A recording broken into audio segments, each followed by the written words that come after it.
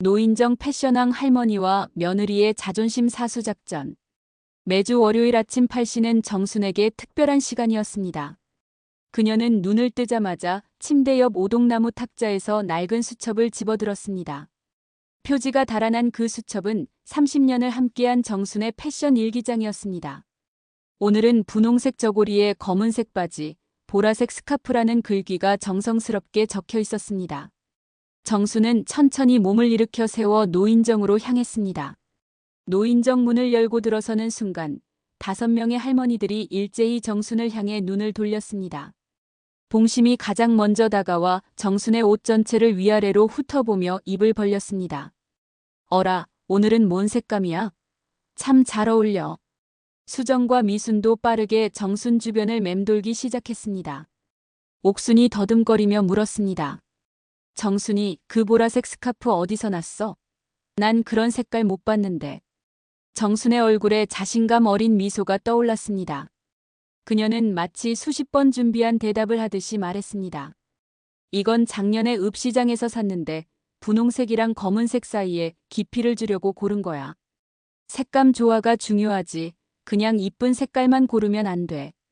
정순은 이어서 각 할머니들의 옷을 하나씩 지적했습니다. 봉심에게는 저고리에 주름이 너무 많아 답답해 보인다고, 미순에게는 바지색이 저고리와 조화되지 않는다고 조언했습니다. 할머니들은 정순의 말을 듣고 고개를 끄덕였습니다. 노인정 관장 김 여사가 옆에서 웃음을 터뜨렸습니다. 정순이가 정말 우리 할머니들의 패션 컨설턴트네요. 여기 없으면 다들 뭘 입을지 모르겠어. 할머니들도 함께 웃음을 냈습니다. 정순은 그 웃음소리 속에서 자신의 위치가 얼마나 소중한지를 느꼈습니다.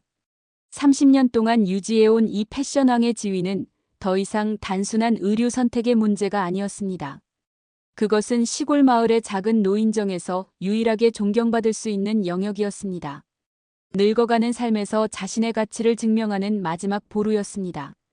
오후가 되자 낯선 소식이 정순의 귀에 전해졌습니다. 손자 준호의 엄마인 며느리 은영이 도시에서 내려온다는 것이었습니다.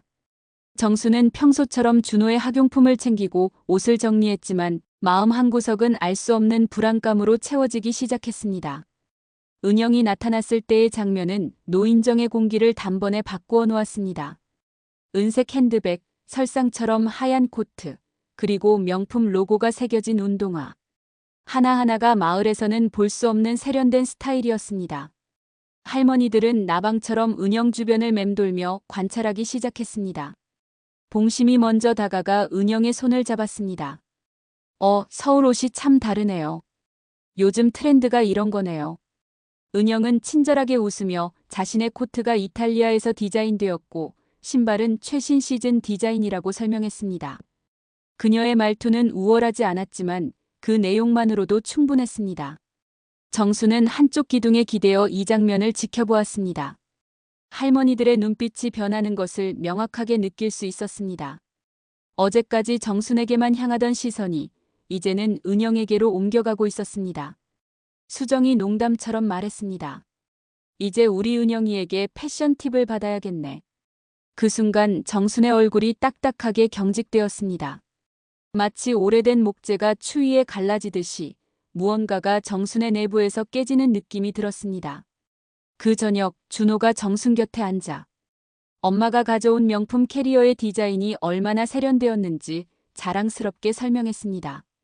정순은 준호의 말을 들으면서 자신의 수십 년간의 노력이 한순간의 구식의 잔재로 평가되는 느낌을 받았습니다. 은영이 정순의 화려한 한복을 보고 눈썹을 살짝 찌푸렸습니다. 할머니, 이렇게 많은 색상을 한 번에 입으셨어요? 그 한마디는 단순한 질문이 아니었습니다. 그것은 정순의 패션 철학 전체를 부정하는 말이었습니다. 정순의 가슴이 철렁 내려앉았습니다. 밤이 되자 정순은 침대 위에 누워 천장을 바라봤습니다. 손에는 낡은 수첩이 들려 있었습니다. 자신의 패션 지위는 정말 시대에 뒤떨어진 것인가요? 며느리의 한마디가 30년의 노력을 무너뜨릴 수 있단 말인가요? 질문은 계속되었지만 답은 오지 않았습니다. 사흘이 지나자 노인정의 모습이 눈에 띄게 변하기 시작했습니다. 봉심, 수정, 미순, 옥순이 입는 옷들이 점점 더 단순하고 세련된 톤으로 변해갔습니다. 마치 누군가의 지휘봉을 따라가듯이 모두가 같은 방향으로 움직이고 있었습니다. 은영은 며칠씩 노인정에 머물며 할머니들에게 현대 패션 트렌드를 설명했습니다. 명품 브랜드의 역사, 색감 이론, 심지어 계절별 패션 트렌드까지도요. 할머니들은 은영의 말을 듣고 고개를 끄덕이며 카톡과 유튜브의 링크를 받아 적었습니다. 정순이 노인정에 가면 할머니들과의 대화 시간이 확연히 줄어들어 있었습니다. 봉심도 수정도 은영의 조언을 먼저 구했습니다. 정수는 구석에 앉아 이 모든 것을 관찰해야만 했습니다. 준호가 할머니 정순의 오래된 옷장을 보며 무심코 물었습니다. 할머니 옷들은 왜 이렇게 촌스럽지? 정순의 온몸이 얼어붙는 느낌이 들었습니다. 그 말은 화살처럼 정순의 가슴을 관통했습니다. 그 밤 정순은 침대 위에 옷들을 펼쳐놓았습니다. 분홍색 저고리, 보라색 스카프, 금색 자수가 들어간 바지. 모두가 정성스럽게 선택한 것들이었습니다. 모두가 노인정의 할머니들을 생각하면서 조화시킨 색깔들이었습니다. 그런데 그것이 촌스럽다니요. 노인정 관장이 정순을 찾아와 전했습니다. 정순이 은영님이 할머니들을 위해 무료 스타일링 강좌를 열기로 했대요. 다음 주부터 시작한대. 정순의 뇌에서는 무언가가 맴돌았습니다. 마치 계곡 물이 에워싸듯이 자신의 영역이 서서히 침식당하고 있다는 느낌 말입니다. 자신의 자리가 명확하게 위협받고 있다는 확신이 들었습니다. 그 저녁 봉심이 정순을 찾아왔습니다. 봉심의 얼굴에는 깊은 근심이 맺혀 있었습니다. 순이, 이거 뭐 하는 거야? 너랑 은영이가 싸우는 건가?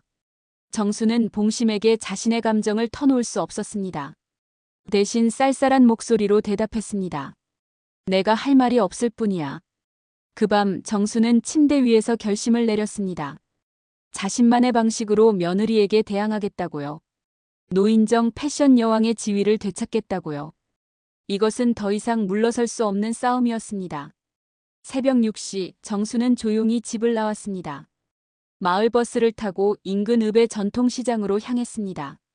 버스 안에서 정순의 눈빛은 예전과 달랐습니다. 두려움 대신 불타는 결의가 떠올라 있었습니다. 시장 입구에서 정순을 본 사람들은 그녀의 표정이 평소와 다르다는 것을 느꼈습니다. 정순은 목표가 있는 사람처럼 걸음을 재촉했습니다. 전통 한복 가게들을 하나씩 돌아다니며 정순은 새로운 관점으로 물건들을 살펴봤습니다. 이제는 외면당하던 색감들, 낡아 보이던 소재들을 다시 바라봤습니다. 그러다 천조각 하나에 손을 멈췄습니다. 깊고 우아한 남색이었습니다. 가게 주인은 정순을 보고 반갑게 인사했습니다. 정순 아주머니, 요즘 입으시는 색감이 다르시네요. 뭔가 특별히 찾으시는 거 있어? 정순은 웃음을 지었습니다. 색감 이론을 다시 공부하고 있어. 내가 놓친 게 있을 수도 있지 않을까. 한참을 천조각들을 섞고 어울리게 했습니다. 마치 화가가 팔레트 위에서 색을 섞듯이 정순의 손은 끝없이 움직였습니다. 낡은 수첩에는 새로운 프로젝트의 스케치가 시작되었습니다. 정순식 퓨전 한복 프로젝트였습니다. 시장 바닥에 젊은 재봉사 미영이가 정순을 바라봤습니다. 30년 이상을 전통시장에서 일한 노인을 보며 그녀는 정순의 의도를 직감했습니다. 미영이가 다가왔습니다. 할머니, 뭔가 만드시는 것 같은데요. 제가 도와드릴까요? 정순과 미영이는 그날부터 함께 작업했습니다. 전통 한복의 라인을 유지하면서 현대적인 색감과 소재를 조화시키는 작업이었습니다.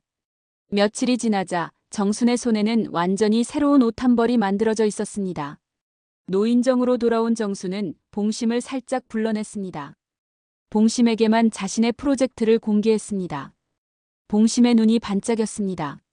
순이, 넌 대체 뭘 하는 거야? 정순은 미소 지었습니다.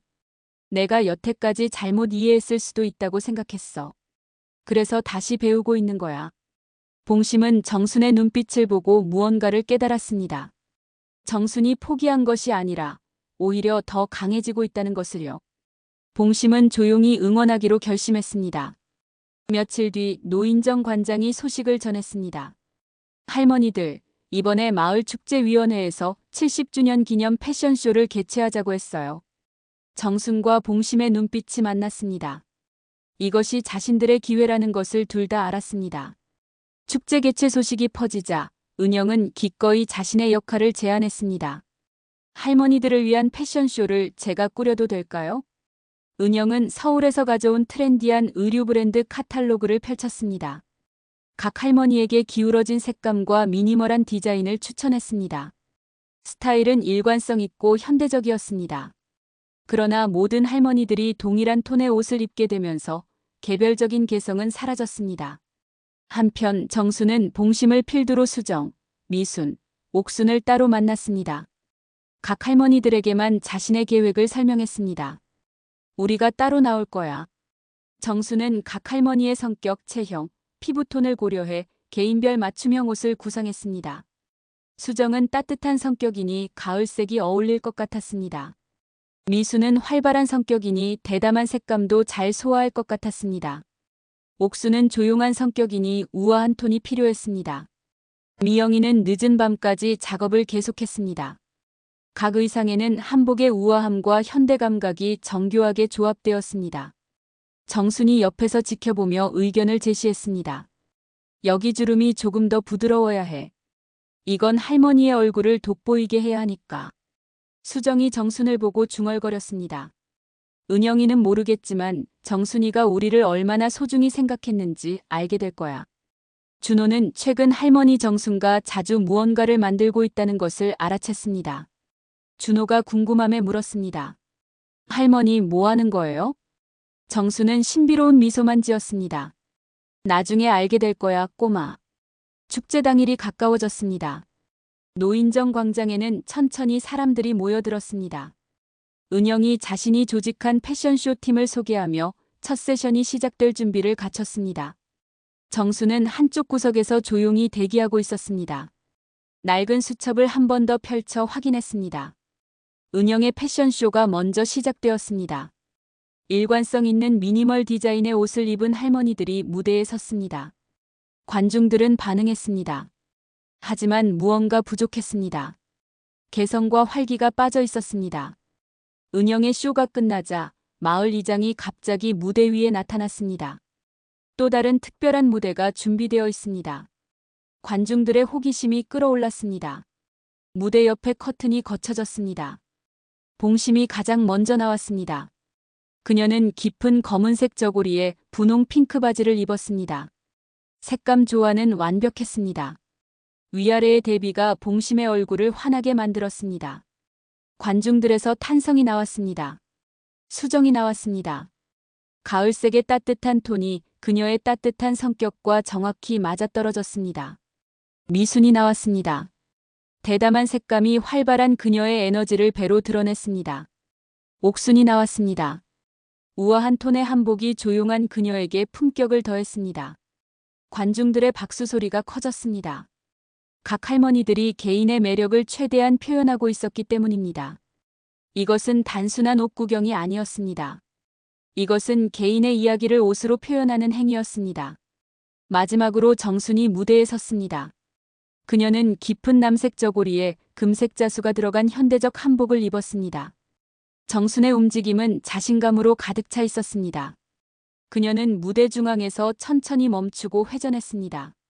마치 30년간 패션 여왕으로서의 위치를 다시 선언하는 듯했습니다. 관중들은 기립박수를 쳤습니다. 정순이 무대에서 내려올 때 은영의 표정이 변해 있었습니다.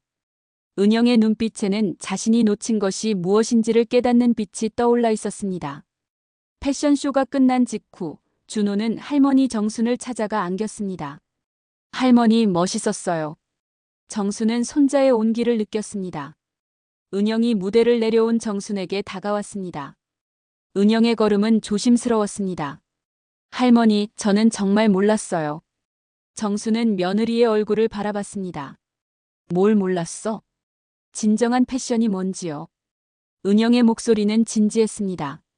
할머니가 만드신 옷들이 왜 이렇게 아름답고 우아한지 이제 알겠어요. 각 할머니의 개성이 살아나 있어요. 저는 트렌드만 추종했네요. 정수는 은영의 손을 잡았습니다. 그리고 낡은 수첩을 펼쳤습니다. 그 안에는 은영의 세련된 스타일을 참고하여 그린 새로운 디자인 스케치들이 가득 있었습니다. 내가 너를 보면서 생각한 거야. 너의 세련된 스타일도 배울 게 있다고. 은영은 수첩의 페이지들을 넘기며 중얼거렸습니다. 할머니가 이렇게까지. 정순이 은영에게 말했습니다. 내가 만든 건 할머니들의 개성을 담는 거고 너가 만든 건 트렌드를 담는 거야. 둘 다 필요한 거야. 봉심, 수정, 미순, 옥순이 무대에서 내려와 정순과 은영을 둘러쌌습니다. 할머니들의 얼굴에는 안도감이 가득했습니다. 봉심이 은영에게 제안했습니다. 은영이, 다음에는 우리랑 함께 옷을 만들어 보지 않을래? 은영은 웃으며 수락했습니다. 좋아요, 할머니. 정수는 자신의 낡은 수첩에 새로운 프로젝트 페이지를 펼쳤습니다. 이번에는 혼자가 아니었습니다. 축제가 끝난 지 한 달이 지났습니다. 노인정은 새로운 할머니와 며느리의 패션 클래스를 시작했습니다. 정순이 강사가 되어 각 할머니들의 개성을 살리는 방식을 가르쳤습니다. 은영이 현대 트렌드를 접목시키는 방법을 설명했습니다. 클래스에 참여한 할머니들의 얼굴에는 새로운 활력이 떠올라 있었습니다. 이것은 단순한 의류 강좌가 아니었습니다. 이것은 세대 간의 진정한 소통이었습니다. 준호는 할머니들의 모습을 카메라에 담았습니다. 유튜브 채널을 개설해 영상들을 올렸습니다. 할머니들의 패션 이야기라는 제목의 콘텐츠였습니다. 처음에는 조용했습니다. 그런데 어느 날부터 조회수가 올라가기 시작했습니다. 댓글이 달리기 시작했습니다. 세대 간의 진정한 소통이 무엇인지 보여줘서 감사합니다. 할머니들이 이렇게 멋있다니요. 개성이 살아나는 패션이 이게 맞네요. 마을 이장이 정순을 찾아왔습니다. 정순 할머니, 앞으로 할머니 패션을 마을의 문화상품으로 만들어 보면 어떨까요? 정순은 은영과 함께 이 제안을 검토했습니다. 둘은 함께 계획을 세웠습니다. 은영의 서울 회사는 지역 문화 콘텐츠 개발 프로젝트로 이 계획을 지원하기로 결정했습니다. 정순의 낡은 수첩은 이제 마을 할머니들의 패션 프로젝트의 중심이 되었습니다. 그 안에는 수십 년의 경험과 현대적 감각이 함께 기록되었습니다. 노인정의 할머니들은 이제 단순한 패션 따라하기가 아닌 자신들의 이야기를 담은 개인화된 스타일을 창조하는 주인공이 되었습니다. 정수는 매주 월요일 아침 여전히 낡은 수첩을 펼칩니다. 하지만 이제 그 안에는 자신뿐 아니라 며느리, 손자, 그리고 모든 할머니들의 이야기가 함께 담겨 있습니다. 정수는 은영과 봉심 사이에 앉았습니다. 손에는 낡은 수첩이 들려 있었습니다. 그녀의 얼굴에는 진정한 미소가 떠올라 있었습니다. 이제 그것은 더 이상 자존심의 싸움이 아니었습니다. 그것은 사랑의 이야기가 되어 있었습니다.